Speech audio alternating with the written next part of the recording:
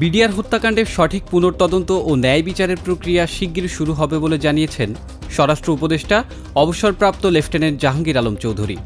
সোমবার সচিবালয়ে সাংবাদিকদের সঙ্গে আলাপকালে স্বরাষ্ট্র উপদেষ্টা বলেন, শুধু স্বরাষ্ট্র উপদেষ্টা হিসেবে নয়, একজন সাধারণ নাগরিক ও সেনাবাহিনীর সাবেক সদস্য হিসেবেও তিনি বিডিআর হত্যাকাণ্ডের বিচার চান।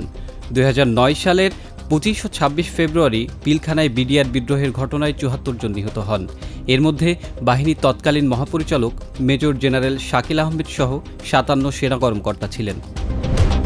অন্তর্বর্তী সরকারের প্রধান উপদেষ্টা অধ্যাপক মোহাম্মদ ইউনূসের সঙ্গে সাক্ষাৎ করেছেন যুক্তরাষ্ট্রের চার্জ দ্য অ্যাফেয়ার্স হেলেন লাফেব। সোমবার সকালে প্রধান উপদেষ্টার রাষ্ট্রীয় অতিথি ভবন যমুনায় এ সাক্ষাৎ হয়। এ সময় নতুন সরকারের দায়িত্ব নেয়ায় ডক্টর ইউনূসকে অভিনন্দন জানান হেলেন। দেশের 11টি জেলায় বন্যার ক্ষত না শুকাতেই চলতি মাসে আরও কিছু এলাকায় বন্যার পূর্বাভাস দিয়েছে আবহাওয়া অধিদপ্তর। প্রতিষ্ঠানটি বলছে, চলতি সেপ্টেম্বর মাসে আরেক দফা বন্যা আঘাত হানতে পারে। এই স্বল্পকালীন বন্যার কারণ হতে পারে ভারী বর্ষণ এবং ভারত থেকে নেমে আসা ঢল।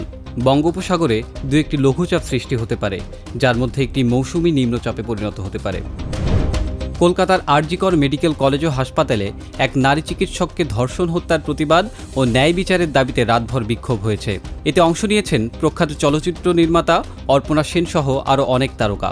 মানবাধিকার কর্মী সহ হাজারো মানুষ বিক্ষোভ সমাবেশে অংশ নেন। রবিবার কলকাতার কলেজ স্কয়ার থেকে শুরু হওয়া এই মহামিছিলে অংশগ্রহণকারীরা রাতভর বিক্ষোভের ডাক দেন। বেশ কয়েকজন তারকা ও মানবাধিকার কর্মীরা ব্যস্ত এসপ্ল্যানেড এলাকায় সড়কে বসে ন্যায় বিচার ও হাল্লাবোল স্লোগান দিতে দিতে সোমবার সকাল পর্যন্ত সেখানে অবস্থান করেন।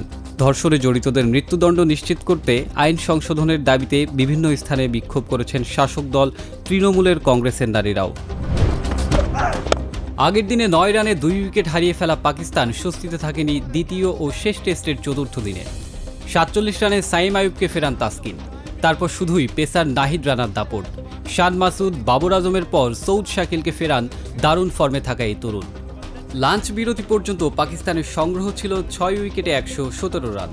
দিনের দ্বিতীয় সেশনে রিজওয়ান ও সালমান আগারের ব্যাটে ঘুরে দাঁড়াতে চেষ্টা করেছিল পাকিস্তান, কিন্তু সে চেষ্টায় পানি ঢেলে দেন হাসান মাহমুদ। লাঞ্চের পর 37তম ওভারে পরপর 2 বলে রিজওয়ান ও মোহাম্মদ আলীকে ফিরিয়ে ম্যাচে দাপট দেখাচ্ছে বাংলাদেশ।